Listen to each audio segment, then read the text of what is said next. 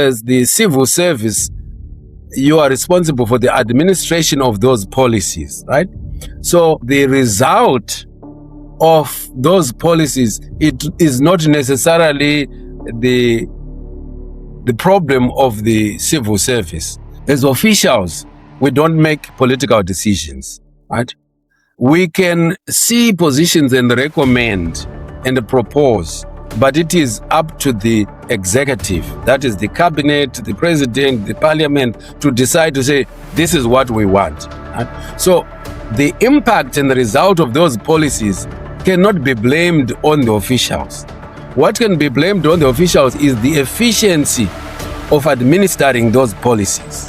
You can have good policies and sloppy administration. That should be pinned on the officials, right? But if you have bad policies and bad laws, that cannot be pinned on officials. Meaningful carriers now.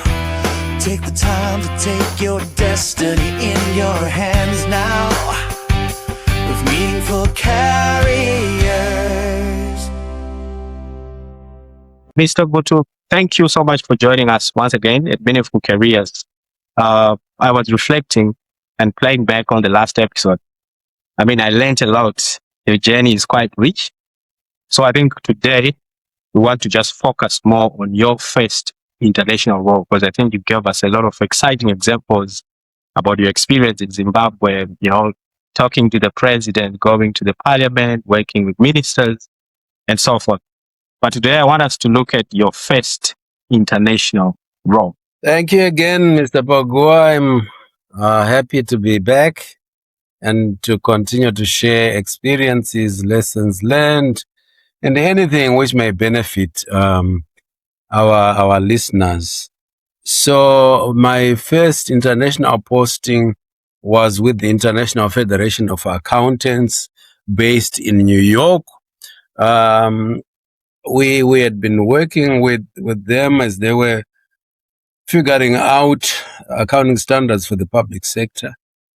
And that's how I got in touch with them, got to know about them, and then they offered me a position, and I went to New York, and my first working day was November, beginning of November, the first working day of November. I can't remember whether it was the first or second or 2001. Right. So I took a position called technical manager.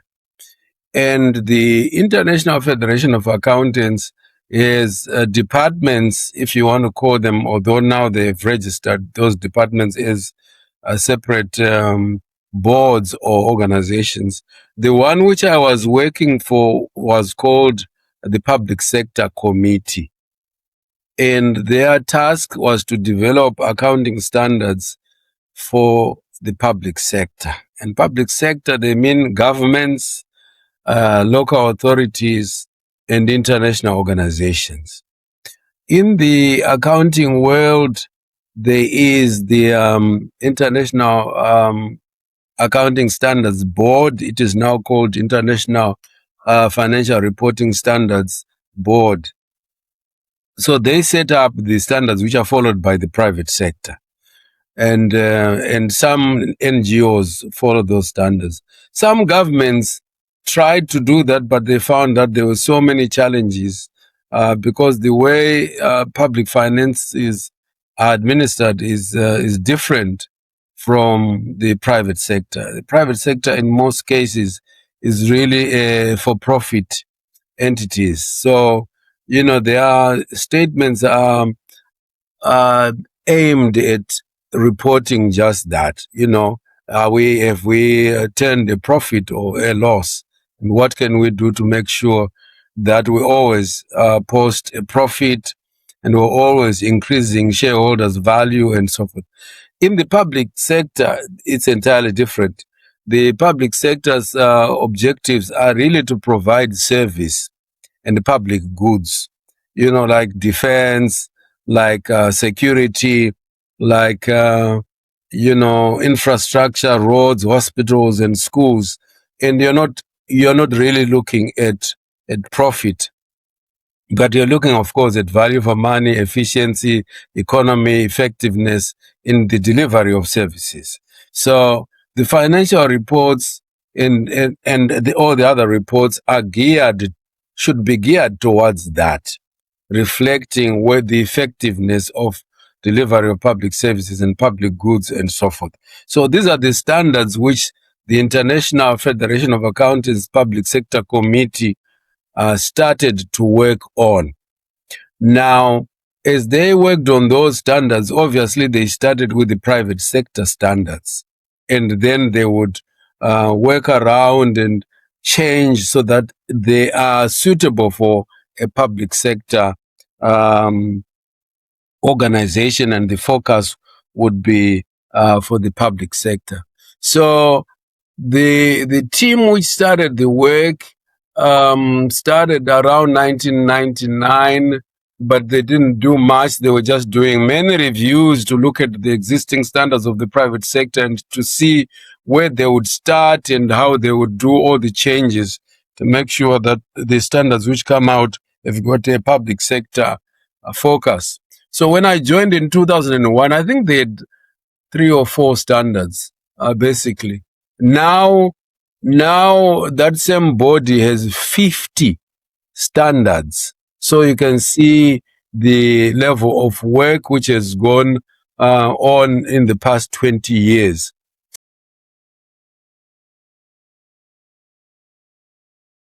The issue of the standards is basically to help the reporters, and these are the governments, right? As they report to their parliament, their cabinets, to all the other stakeholders, including in the councils and in the parastatals and other public sector bodies.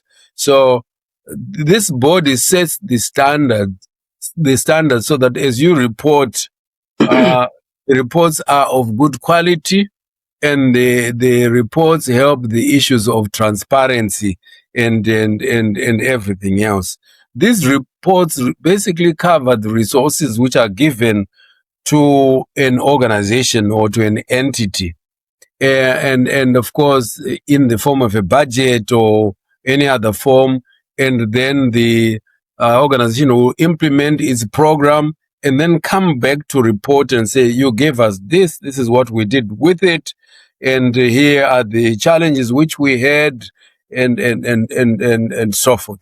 So that's, in a nutshell, that's really the job of an organization once it has been given resources. So the standard setter now will come and say, okay, as you report these resources and you're reporting back to your stakeholders, this is what your report should cover. And in this detail and in this standard, it is that quality which is being discussed and how it should be reported and so forth. So that's what the standards cover. And essentially, in terms of the resources, of course, the reports would cover all your assets. These are, what you buy, your buildings, your land, your vehicles, your machinery, infrastructure, and everything else which you acquire or which is donated to you for use for whatever you do. So the standards cover all that. So you have standards for your what they call fixed assets or property, plant and equipment. You've got standards for your reporting your current assets, which is really your cash, your bank account, your inventory, and all those other things. So there are detailed standards which cover that. And then, of course, you have your liabilities, which means your salaries and all the employee benefits. That's a big one. And then, of course, including the pension benefits and all that. So the accounting for all that has got to be is clearly laid out in the standards. And in my experience, a standard usually took 3 years. So for you to come up with a standard, it's not like, oh, just see that, copy and paste, and boom, it goes. No.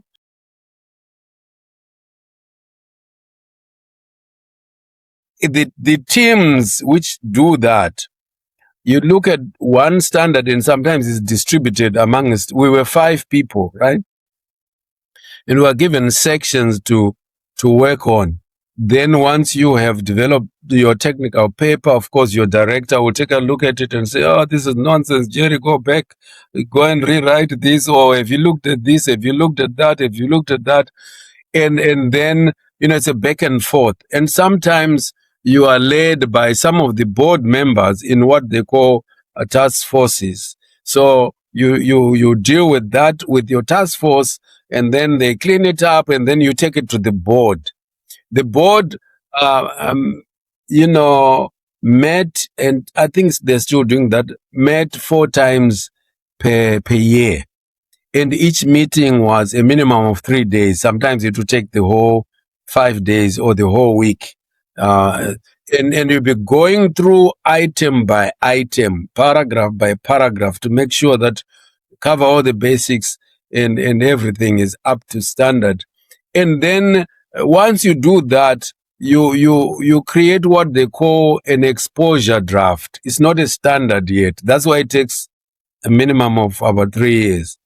Then they expose that paper. They take that draft, then they circulate it to member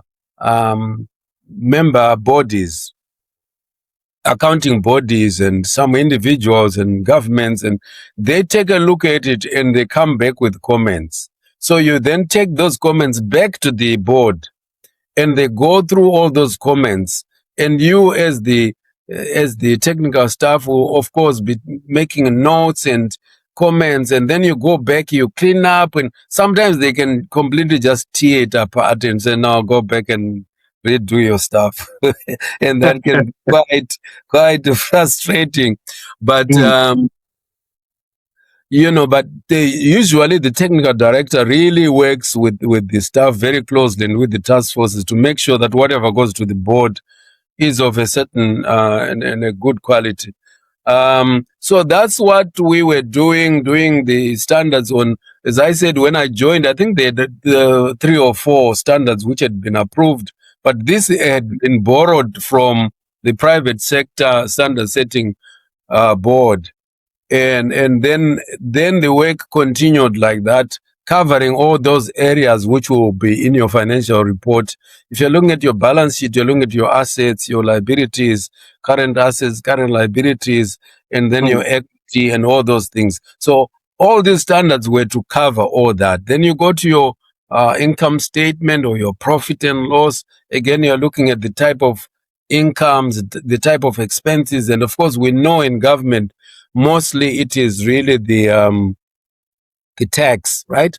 Your income tax, whether it's corporate or it's individual, and of course you have customs duties, you've got fines, you've got all the other sources. So again, accounting for all those things is detailed and is to be as precise as possible. But of course, there's always room for interpretation, as the standards also try to be principle-based rather than rule-based, which means they can be applied anywhere, but there is room for interpretation depending on your circumstance and on your situation.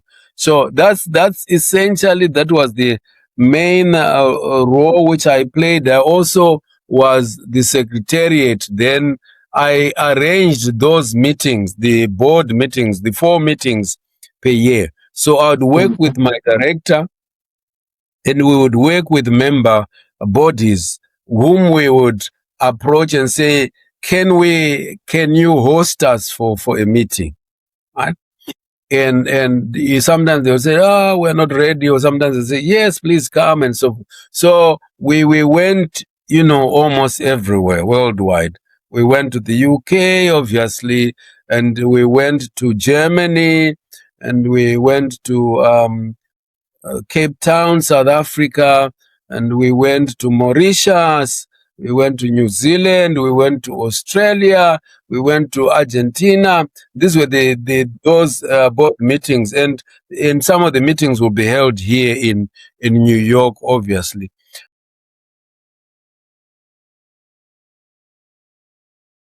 Polishing up on my administrative skills, it was a bit of when I was working for the government, I never really did this admin. I had my secretaries who would do that. But now I had to do that.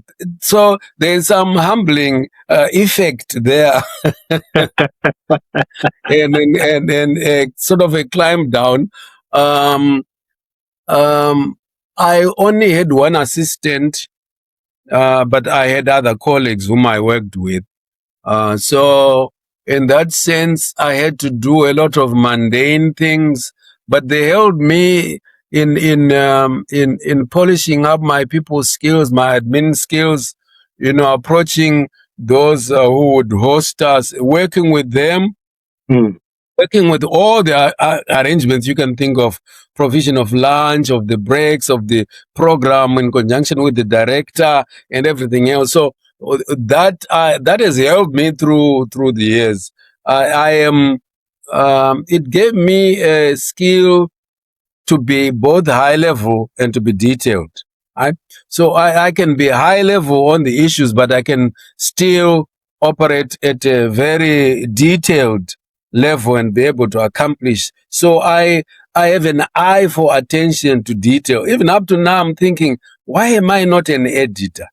Because I can tell you from the days of typing in school, we were taught how to spot the mistakes. And when I read anything just like that, I can pick a mistake. So that has come in very, very handy. You mentioned about your editor skills. What's the secret? Please let us know. Our generation may not really know. We just do spell check and so forth. Please, what's the secret? Yeah, I think it is good to have technology, but in some cases you do lose some skills. When I started out, there was no spell check. You had to read the document over and over until you pick it. So that has stayed with me. But all I can say is, of course, now you use spell check, but you still also have to have attention to detail, right? And I must say, I came through some very tough handlers, both bosses and teachers, very strict in terms of spelling. Now I'm just I was about to say flabbergasted, but I'm just like disturbed by people who are at master's level and what they write, the spelling mistakes and even the grammar. And I'm like, I'm astounded. And I'm like, how did you even clear the bachelor's? But anyway, it's really attention to detail and staying with your document until you are happy with it. I'm not saying I'm perfect, obviously not, but I try the best I can, and that has come natural to me for me to be able to pick, spelling mistakes and grammar and all that kind of thing. Yeah. Then in terms of so IFAC, that's International Federation of Accountants. Yes. So is it confirmed it's not a public sector organization? It works for, you said it works for both private and public sector, but itself is is it a private sector type organization?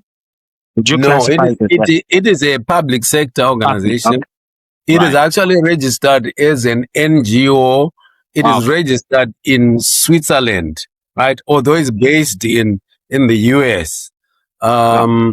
What it has done is it has then separated itself into departments. And I was working for one of the departments, which was called Public Sector Committee.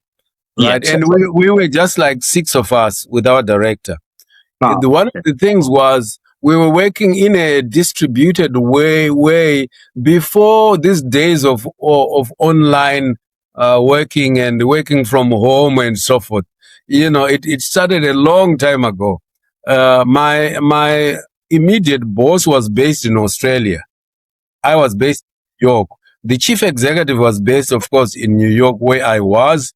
But some of my colleagues were in Australia and somewhere in the US. So we had a kind of a distributed work environment.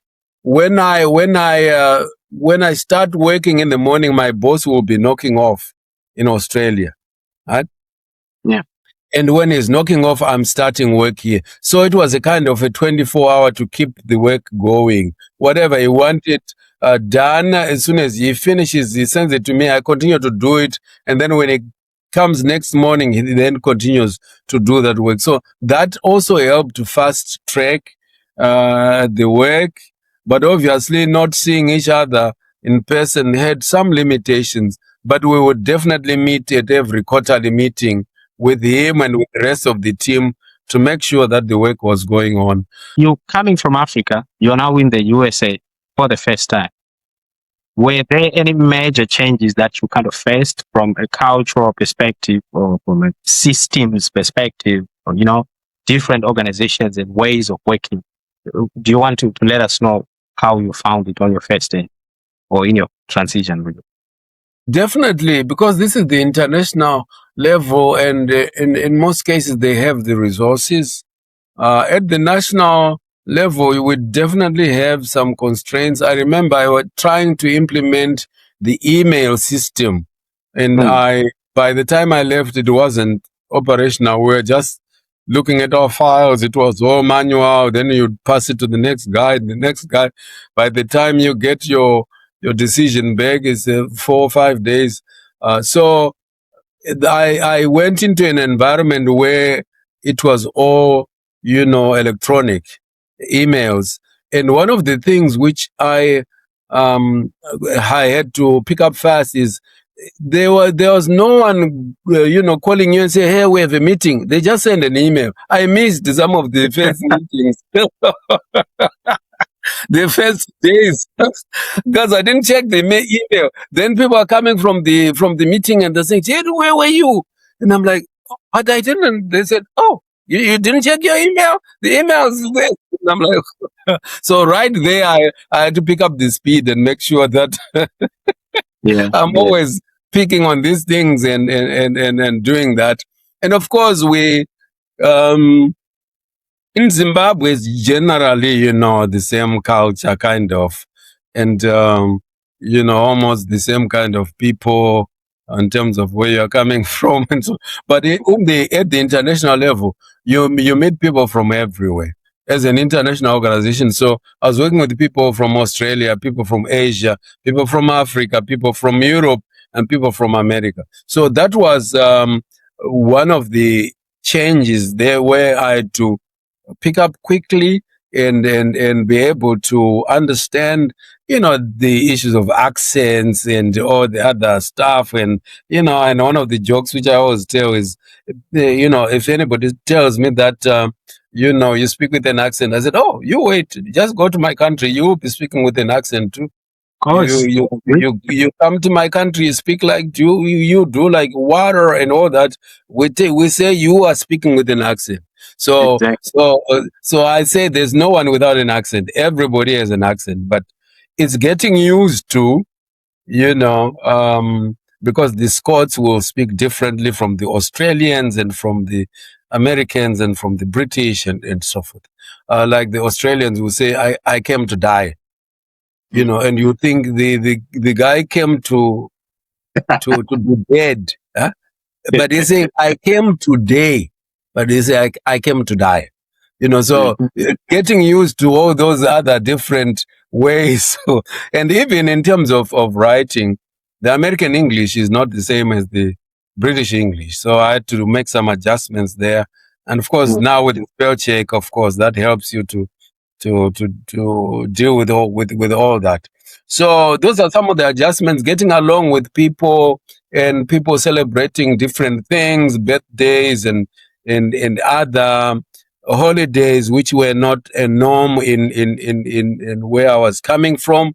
So in terms of the work culture, I found the colleagues to be diligent, with a good work ethic. So I fitted in very well.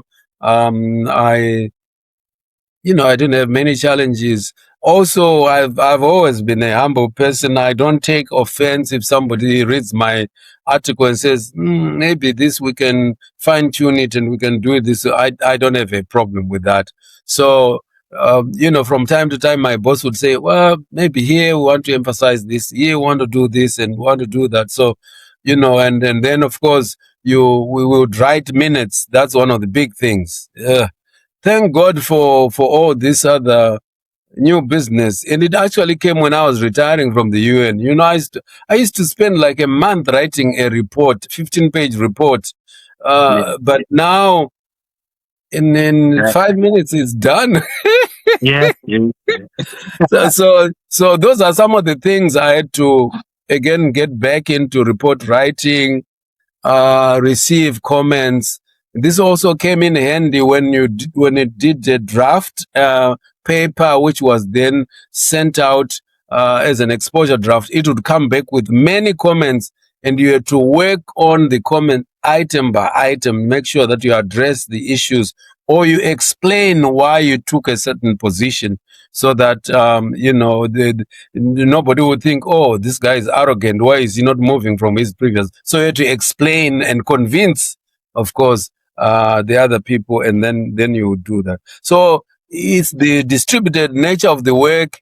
It's the many cultures, different people from different backgrounds coming in and adjusting and working with them, and making sure that you produce a quality work, be able to defend it without taking offense, and be able to go back, take the comments on board, and then be able to come up with a finished product. You were coming from a situation where you were dealing with ministers and, even the president. Now you're dealing with board members and you have one assistant. What was the transition like? How did it feel? How did you manage that transition, from dealing with different kind of stakeholders? To some extent, I was relieved, because the board members, we would meet with them once per quarter. My boss, again, once per quarter, although we were always in touch electronically. So I was almost on my own, so to speak. So the pressure was definitely at a much lower level. And because it was really a technical issues, and I understood the technical issues, there was no kind of political pressure. When you are working for a government, there's a tension between the officials and the executive, that is the cabinet. There's always that tension. The executive or the cabinet are responsible for policies, right? And for decisions, and for the laws and acts of parliaments and what have you. As the civil service, you are responsible for the administration of those policies, right?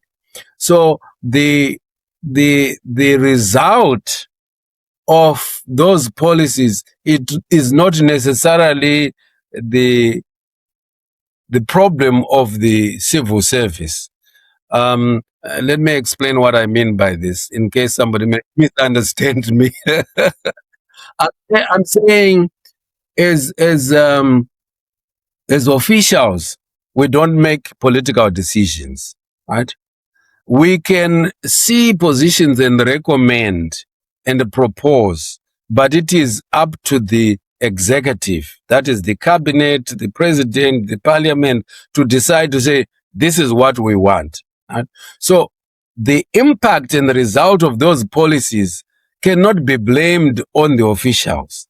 What can be blamed on the officials is the efficiency of administering those policies. You can have good policies and sloppy administration. That should be pinned on the officials, right? But if you have bad policies and bad laws, that cannot be pinned on officials, right? So I guess that's when I look at the civil service or governments have policies which have a major impact, whereas at the international level, mostly the agenda is technical of course, there are other bodies like the World Bank and so forth who make decisions which impact on the economy and everything else. But in terms of the technical standards which I'm talking about, these are purely technical issues. And so the pressure in terms of, of the decisions which you make is much less in an international organization setting than in a government, setting. So for me, I grew young again because I didn't I didn't have to worry too much about a lot of, political pressure and saying, oh, no, we want to do things this way. And then you go back and say, but the law doesn't allow you to do this. And say, no, oh, no, you have to do it this way. At the international setting, it's not like that. Of course, you do have other pressures. Like in this particular case, it is really the philosophy of the chair and the board members. It is the chemistry in there and how it works, which you have to deal with. But it was more, for me, it was more for my director to deal with the chair of that committee and handle that. And my job was purely administrative and technical. And I enjoyed it a lot because I could go home and sleep and not worry about, other issues like that. So I enjoyed the transition because I had been bred in a hard head area.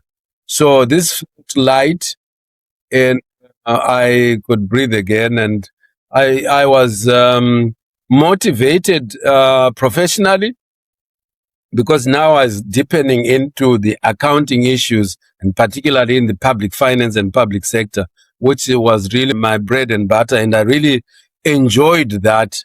And so, I think I thrived in that particular situation.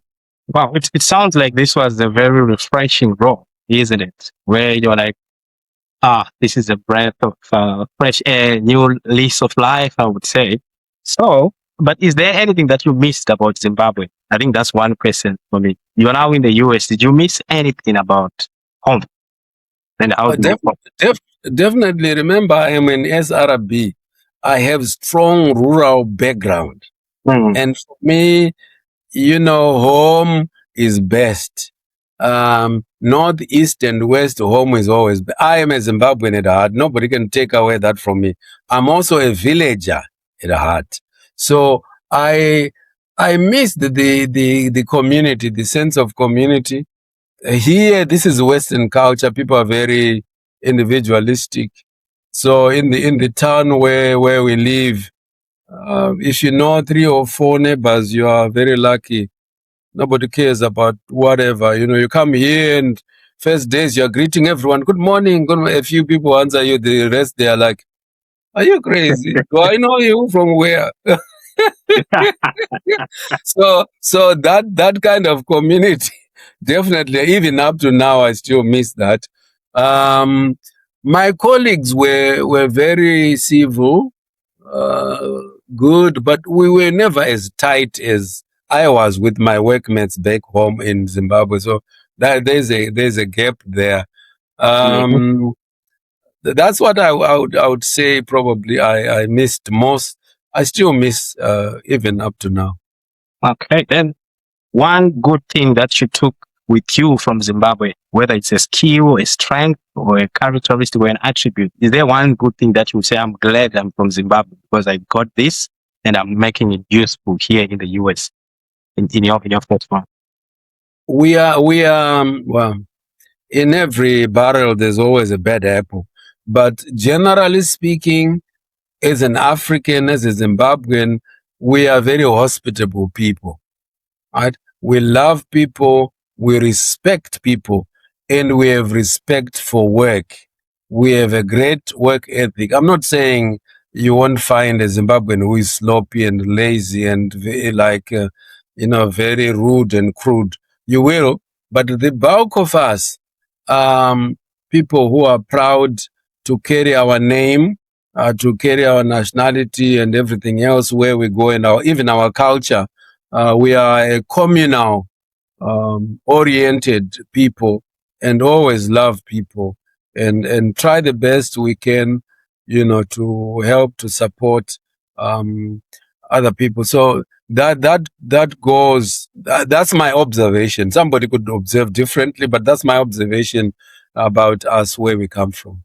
Yeah, no, I really agree with you. I can relate. Being a Zimbabwean myself, I think that's who we are. And our environment and our culture has sort of brought us up in that way. Then I think one last question on your stint in the US. Did anything ever go wrong? Did you face any kind of challenge at work that you would be like, I wish I was back home? Did anything really ever go wrong in this role for you? Not in this particular role. As I said, I was now in my profession. I love this job. I also love the travel for sure.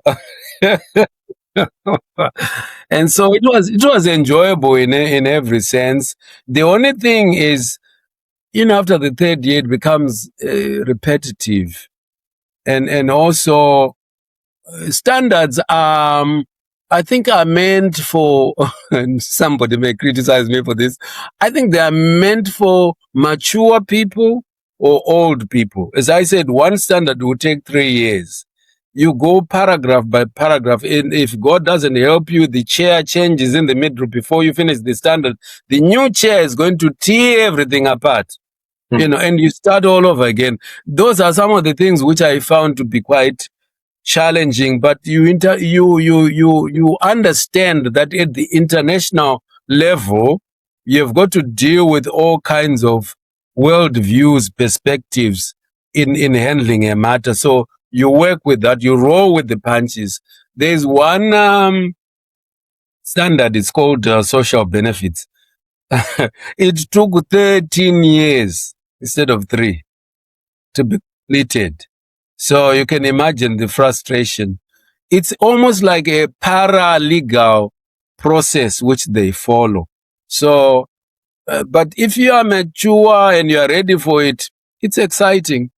But if you are not, if you are an impatient person, and God help us, most of the young people are still not patient yet. You get frustrated. You're like, no, this is too much. I can't take it. I'm leaving.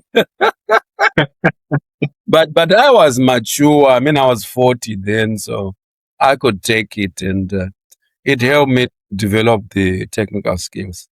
Okay, so it sounds like you were mature, you were patient, so you loved the role, you found it refreshing. So my question then is, so why then move back to South Africa? Because you then decided to come back to Africa, isn't it? Many Africans, when they leave Africa, they're like, I'm done with the continent. I'll only come back when I... So, but why did you go back to South Africa? Tell us about that one.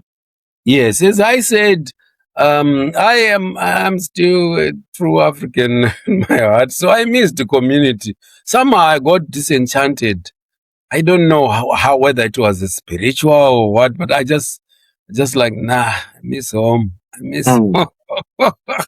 And also the work was kind of now repetitive. I was in my 3rd year going into my 4th year, and something came up, and this was work which we had started together with other 12 other accountants general in the region, and they were now thinking of forming an NGO, and they invited me to take up the position of chief executive officer. So I was excited.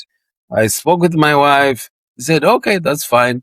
And we dragged our kids along, and we went to do something fresh, something new, something at that time which was very exciting. This sounds like you are now getting into leading at scale, isn't it? It sounds like it's a bigger role. CEO of an organization supporting 14 countries. It sounds like a massive shift from being, you say technical manager, isn't it, at the International Federation of Accountants. So what did this role come with in terms of the transition? Did you have to make any changes, any adaptations in terms of your own skill set, etc.? So in this particular organization, they were now establishing it and formalizing it. it had been a loose role which was rotated to the next accountant general, who became a chair for a year or 2 years. They rotate. So whoever was the chair had to make sure they coordinate all the conferences and all the work which was done, if they are consultants and all that.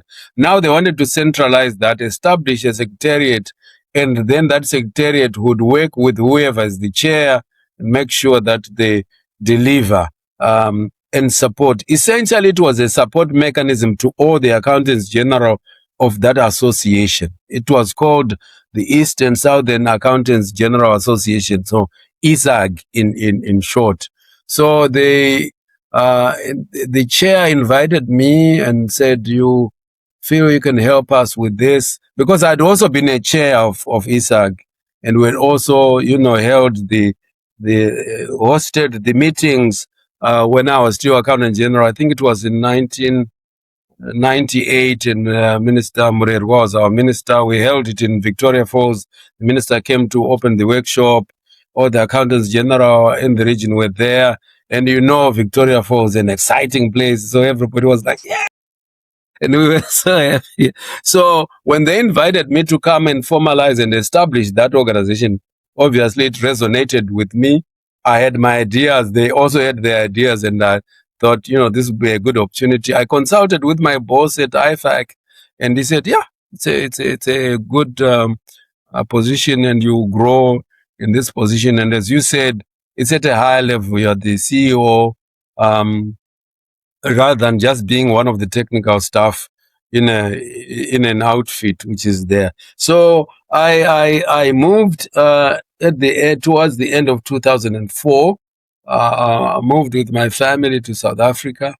And I was assisted to move by both organizations, relocated in South Africa, and began from scratch, looking for an office, looking for staff, and we only had 2 staff, and then starting the work. Obviously, the work was to support the accountants general, whose function is really to produce financial reports of governments, to manage public resources, and to support their minister who goes to parliament to be accountable, also to support the ministries and to support the auditor general when it comes up with a report, say Minister of Environment, and it lists a lot of issues which are not going right. You, as the Accountant General, have to support that ministry to rectify all those issues.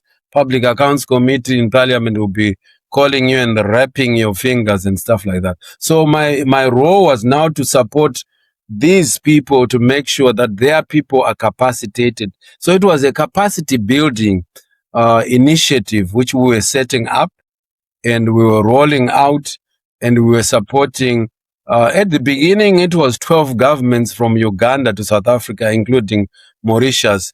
But we had other new countries joining on stream as I continued as well. We had Mozambique, who then joined us afterwards. And I think we also had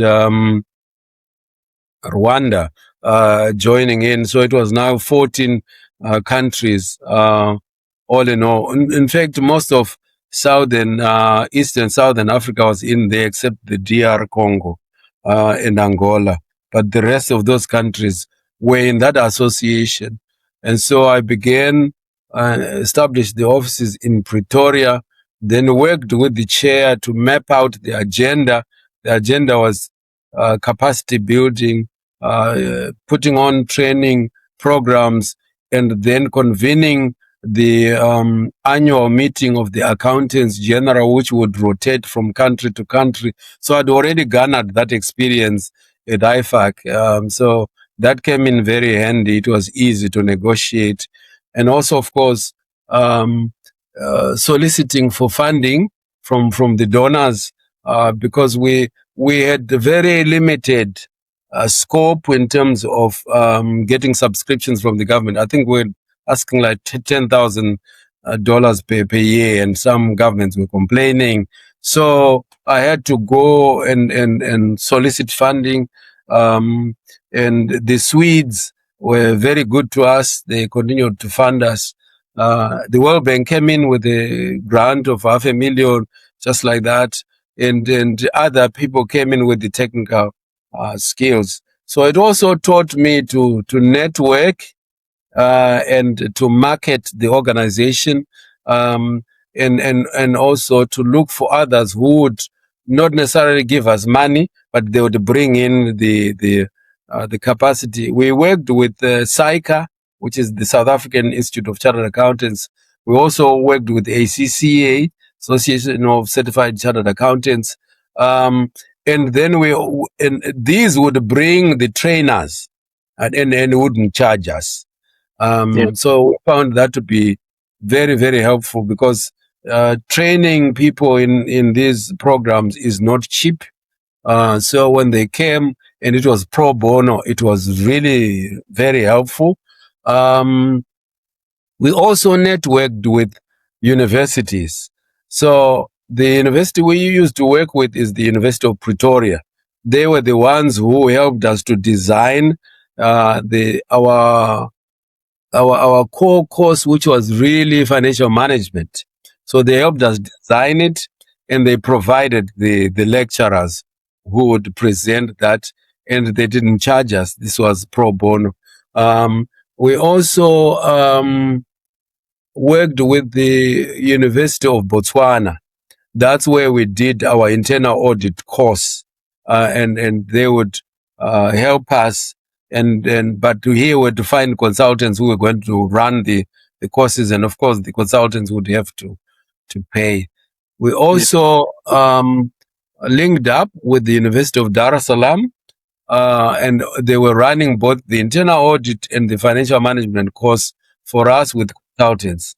And also they were also running the gender mainstreaming program, which we had, which was basically an eye-opener, even for me, to mainstream gender in all the roles, right? And we began to have even lady accountants general, which was good.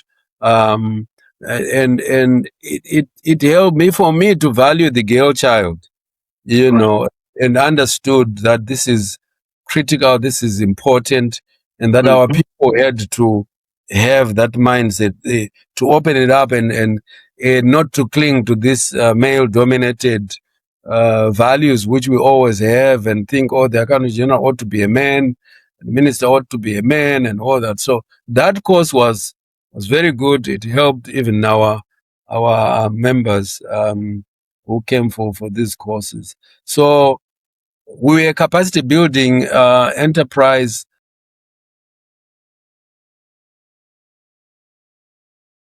We had 4 main courses. First one was financial management, and this financial management would really cover what the government does in terms of the budgeting, the accounting, the auditing, then the reporting. So we would be helping the officials or the staff from all these governments. Right?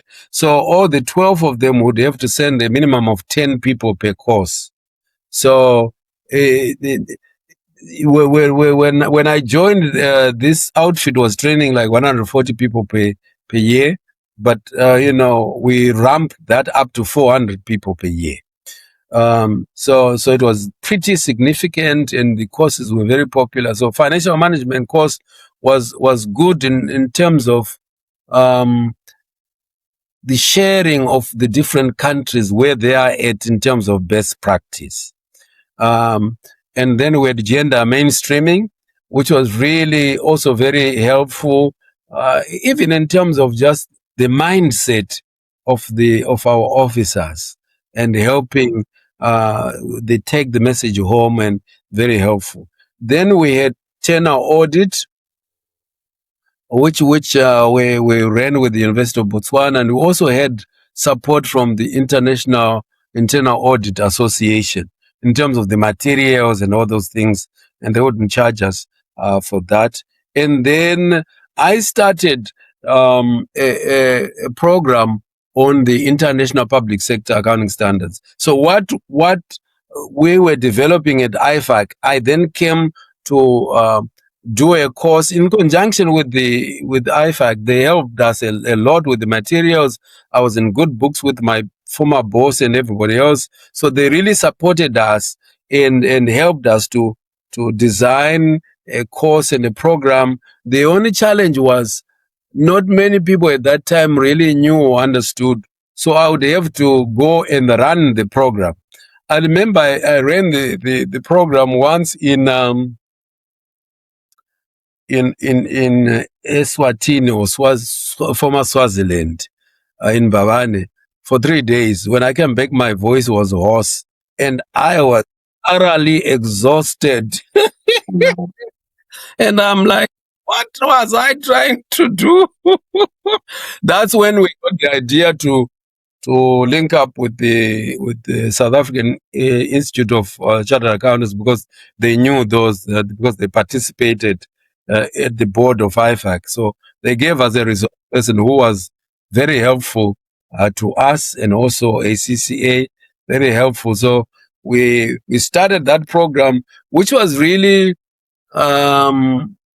informational to a large degree, but an orientation as well. Informational in the sense that we were now sharing with these governments that, listen, there are now accounting standards in the public sector, and these are international. Because the situation was that at that moment, every government would come up with its own standard and implement. But that has no credibility. Even the World Bank was supporting us now and saying, no, we need these governments to up their game and to report in accordance with the international public sector. So we got that support, and the governments were receptive, and so they would be sending their officers, and we'll be training them, just conscientizing them and what is going on, and then they would go back and would say, if you want to run a program, we would support you with material and with resources and everything else. So we kind of lit the fire for international accounting standards in the public sector in Southern Africa when I was working for this particular organization. So that's really my time in Pretoria.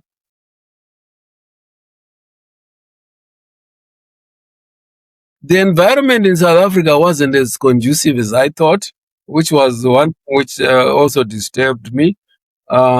Obviously, at the professional level, you have no challenges, you have no problem. But when you go to your locality and other places, there was always some challenges. I remember boarding one of these, taxis, um, uh, and I was there and I was speaking in English, and this lady turned to me and said, "Kuluma ngesintu, kuluma ngesintu." I replied in Shona, and said, "Masotwane am I?" And she left me alone. But it was just that where it was a little bit uncomfortable, and also we were burgled. Oh my God! We lived in this beautiful complex which was well protected, but even there, we burgled, stole all the electronics and what have you. Said fine. This second year we had moved, we now bought a house, beautiful house. It's probably of all the houses which we have owned, that was a beauty. It was in Pretoria, in the Willows, or Filgas, as they call it in Afrikaans. Beautiful place. The young boys came and stole one of our cars. And so I came out, I saw them driving out, I tried to run after them, and then I thought, oh, they'll shoot me. I called people at the gate, but the car was never found. So that's one of the things which really caused, this was in our second going to third year, which caused us to rethink, to say, are we in the right place? And also our neighbor, one of these retired judges, who was pretty racist, started making allegations that all these people are thieves. We saw the stuff which is in their garage. They have TVs and they're stealing things and hoarding them there. You know what the police did? I'm amazed by these people. The police came with the AK-47 and jumped over our wall. And my wife called me. I'm at work. She's screaming. She said, "You gotta come now. You gotta come. Please come." And I'm like, "What's going on?" She said, "Please come." So I drove quickly. I went there and the police were surrounding the property. "You are Wow. thieves. You are this and that." I said, "Hold on a minute. Why are we thieves?" "Yeah, you see all these things. You store them. You store them." I said, "Come, I'll show you." I was working in America. I've relocated here. All these TVs and what cannot connect here because they are different. Take a look at all this stuff and you will see that it's not from here, it's from America. So who told you that I'm stealing? And oh, your neighbor said, you guys were you were doing all this kind of. I said, take a look for yourself. They apologized. I said to the black man in his face, I said, you of all people, a black policeman like me, you think I'm a why don't you defend your own people? This is embarrassing, a shame. I mean, he was like, I'm sorry, sir. We just thought. I said, no. You can't do that to people.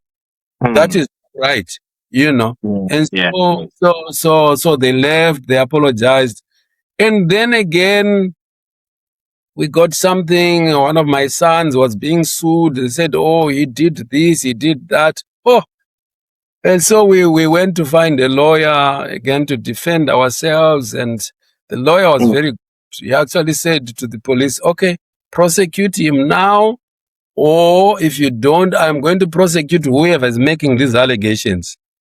That's when they left us alone. So just to say that the environment was quite toxic. I mean, we had fun and other people, of course, we had community there, especially our church and our pastor in Johannesburg would be there every weekend enjoying ourselves. But some of these other things really started to make us think. And of course, my wife was not allowed to work and the kids were not allowed to work. The opportunities were not that great. So because of all that, we had a rethink to say, oh no, I think we left the place where there were opportunities. So maybe we need to start thinking of going back. But fortunately enough, before we left, we had filed for green cards.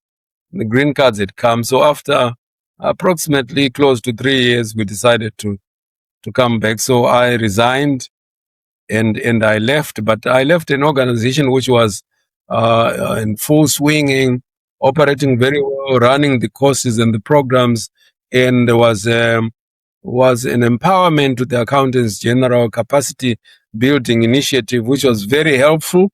We always had the Minister of Finance open our annual conference, whatever country we went to, we would ask them to open it, and then the chair of the Public Accounts Committee would close that workshop.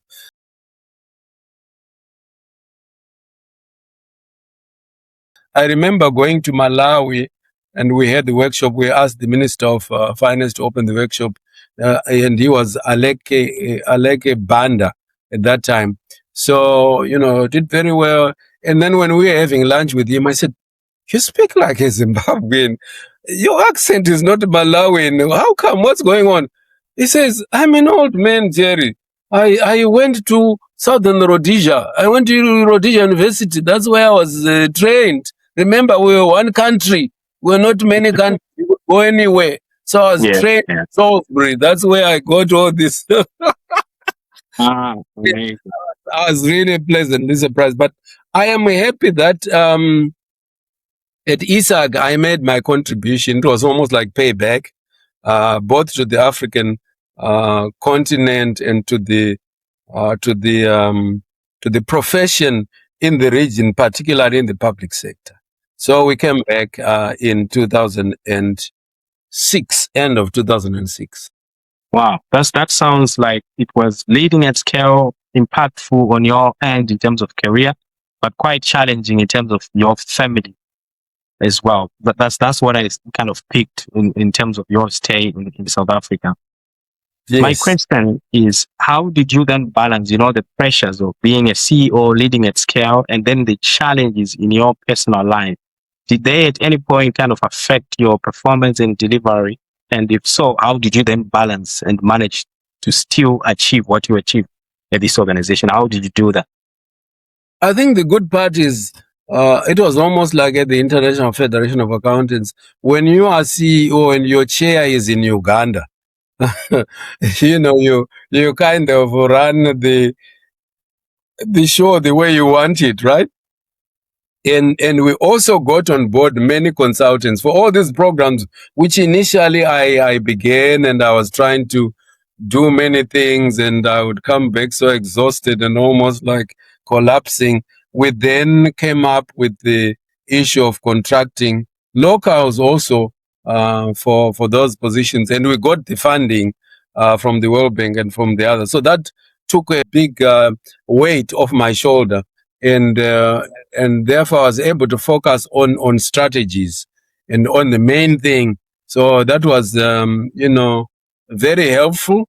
um, I been very close with my family, so we always had fun, and I guess for me that took away a lot of stress. I taught my kids accounting. I said, "There's no way you can fail accounting," and yet I'm an accountant. I'm a CEO of an accounting firm. So all the Saturdays we take them to the office where they're bored, and I'll teach them, debit this, credit that, debit this, credit that, debit. No wonder they all became accountants. Wow, So that's something so else. we used to do that, and with my wife we would go out and we go to the shopping malls, mainly in shopping malls and so forth. So that helped a lot. And of course, the funny part is in the evening I would be taking my course at the Bible College. So that's when I did my seminary training.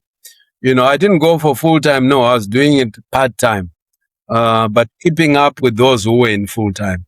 Uh, Oh, so amazing. so so Amazing. so I was able to do that, and also pass very well without many major challenges. I got my diploma in Pentecostal theology at the same time, and I felt actually that was the reason why we had gone to South Africa, Okay.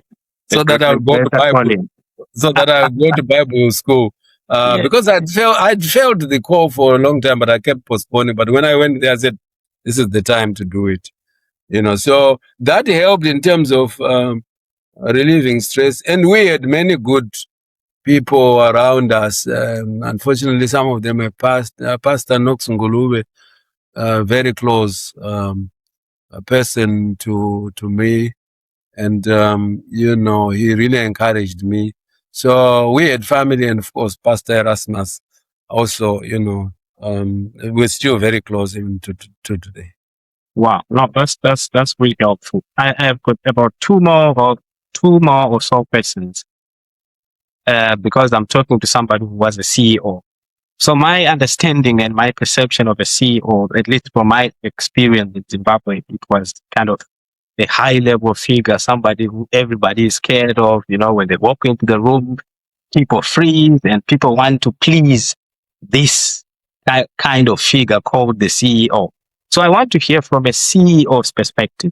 So when you walked into a meeting, say you've got different leaders, managers, etc., what were your expectations as a CEO from your team, your consultants, and etc.?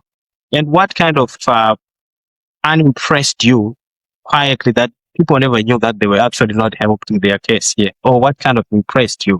I'm just curious to hear it from a CEO's perspective. So for me, it has never been an issue of power, because I Right. had worked with power. And as I said before, when you are called by the minister, you're called by the deputy president or by the president, you're dealing with real power. And God had helped me to he had made me familiar working with powerful people. So in terms of fear, that had gone away. Um, so when I got powerful positions, for me it's never about your power. It is about how you serve other people. So I've always encouraged people I work with not to be fixated with that, or not to have any fears or any things. I am just who I am, and I have transitioned out of many positions. So I didn't carry a particular title with me and say, I am the. No, I just do my job. I'm here as the leader of the capacity building team, as a trainer, as a facilitator, as a negotiator, as somebody who looks for resources, as somebody who helps even the lowest of the people. I think to me, it's a strength. I was in think I'm still able to scale up and to scale down without any feeling of a sense of loss that, oh, I've lost my power. I could have said, it's accountant general, I lost my power. Now I am just it never occurred to me. It's about the job which is in front of me. It's about my team, working with them as colleagues, not as like, you are my subordinate, go get me some water there, you do this. I never been that kind of a person. Even our office staff, when I was still back in Zimbabwe, the general hands, I never put them, make them feel low and ordering them around. For me, that I respect a person, not because they hold a title or a job. So I've never really had any challenges with the position and with power from that angle. So I guess interaction with those who held real power really helped me. One of the people I always admire is Dr. Bernard Chidzero, who was our Minister of Finance. Very humble guy, straightforward, and so I learned from there. I understand other ministers who came along. I remember one minister who used to chase away people from the elevator. You go in the elevator with him, he says, "Get out! What do you want here?" What? Yeah, I mean, people, you meet all kinds of people. So, it's for me, it has never been about that. So I learned from the best, Dr. Chidzero, you know, um, it was very interesting. I also attended many meetings chaired by the former President Mugabe, and he would make you laugh. He would make you feel at ease, and you'd enjoy the meeting. So, that also helped me in a lot of ways. Wow, it sounds like your early kind of humble beginnings kind of shaped who you became as a senior leader as well. So, to such an extent that you didn't want to scare anyone that you work with, sounds like you were more, or you are more of a people person, if I should say. Then the last question that I would have then before, because I know we want to then, when we talk next, we want to move away now from Africa back to the United Nations. But before we leave Africa, there is a young African watching right now, Right. maybe in Zimbabwe or maybe in South Africa or anywhere else really. And they are looking at you and like, okay, this somebody managed to rise so much in Zimbabwe, went to the US and did so well, even went to South Africa and was the CEO and did so well. But from your own experience and exposure, having worked across different countries, where is the biggest opportunity to make an impact in terms of our continent right now? You said home is best.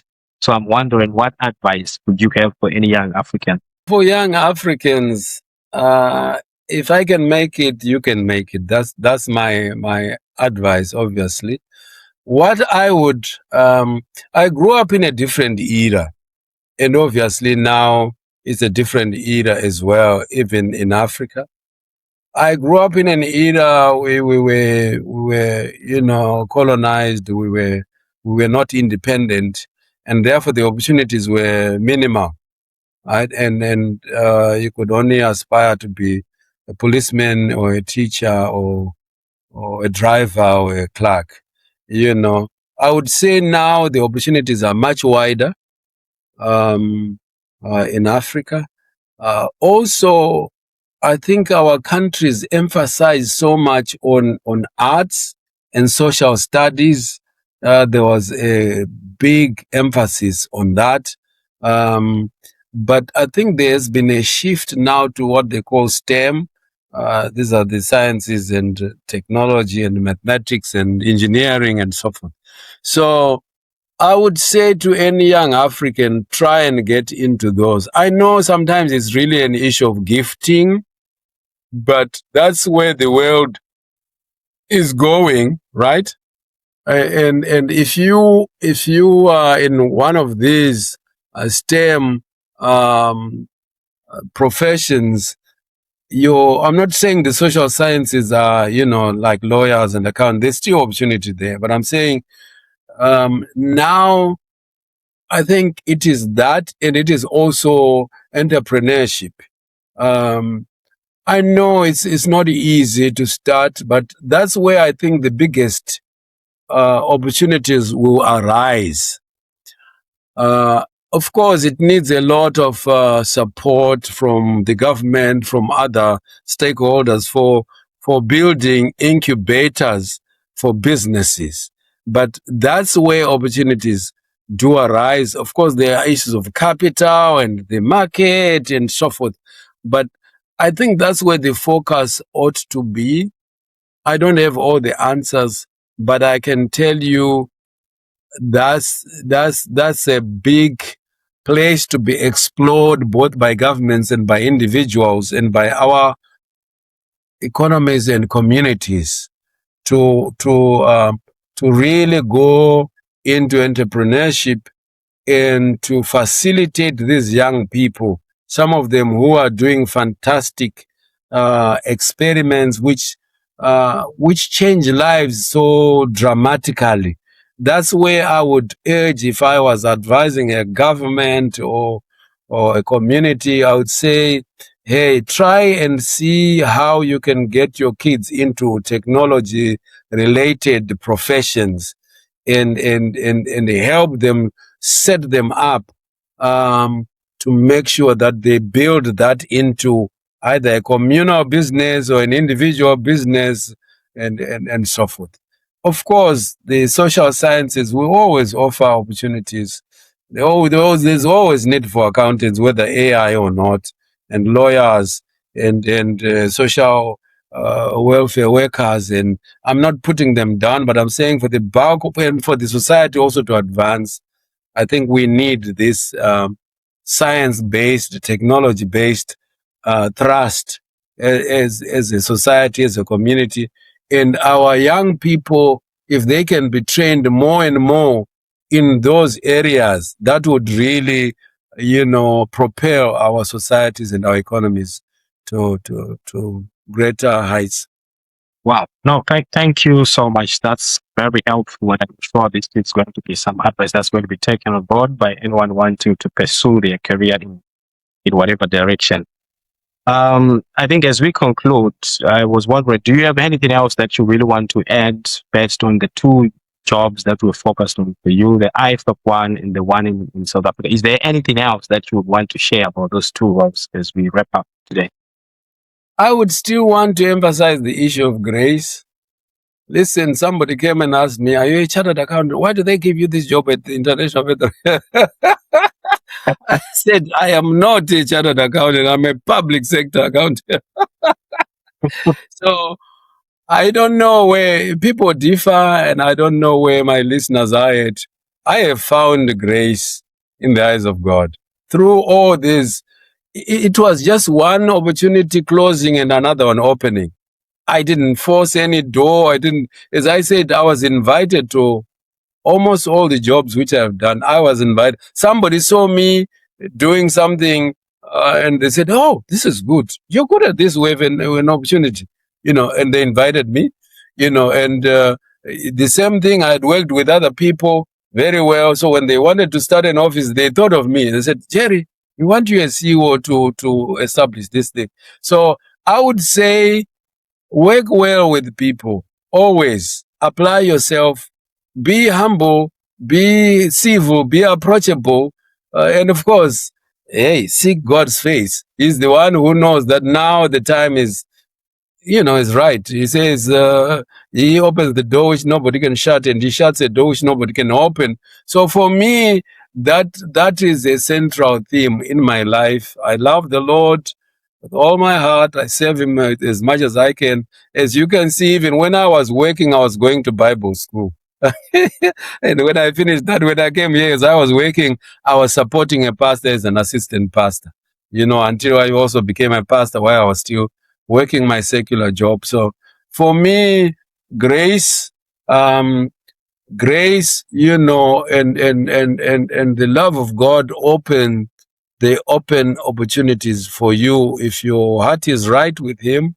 I'm not someone who is always too preachy and hitting people on the head with the Bible and quoting scriptures and verses, but this issue of loving the Lord and being guided by Him has worked for me. Others will say, no such thing, but for me, I'm a believer in the Lord Jesus Christ, and of course I pray, I ask Him, and in one way or the other, He comes back, He confirms. If I can tell you that before I even started working, I went to one lady. Some people will know her as Mai Murapi. She prayed for me, didn't know me from anyone. She says, "Oh, I see you're going to England." I didn't have England on my mind. so I truly believe the Lord is helping me and opening doors. As they say, the steps of a righteous person are ordered by the Lord. That's all I can say. Wow, no, thank you so much. You are a man of faith. Based on the last two conversations, and obviously knowing you in my personal life, I can see how your story is connecting as well. So I'll be very curious in terms of in our future episode. We want to have an episode focused particularly on the faith and even leadership and the ministry side of things. I think that's something that we need to talk about in the future, if that's okay with you. Yes, and for our audience, if anybody is also interested in that one, because I really want to understand how did you then balance working with people of different faith? Were you flexible? Did you have to make any compromise and so forth? But anyway, we'll pack it for the future episodes. I think in the next one, we want to talk about your United Nations career and maybe the retirement, to try and understand from somebody who has worked at one of the largest international organizations, as well as somebody who has gotten to a point of retirement. I think in our generation, not many people have the grace to get to the retirement stage. So it will be very helpful for us to learn from somebody who has achieved it as well. But hey, thank you so much, Mr. Gutu. Really appreciate your time with us and all these kind of nuggets that you've given us. Wisdom, a lot of stories, a lot of lessons. We really treasure the moment, and thank you so much. Thank you so much, Mr. Pagua. I really enjoyed this. God bless you. Meaningful carriers now. Take the time to take your destiny in your hands now.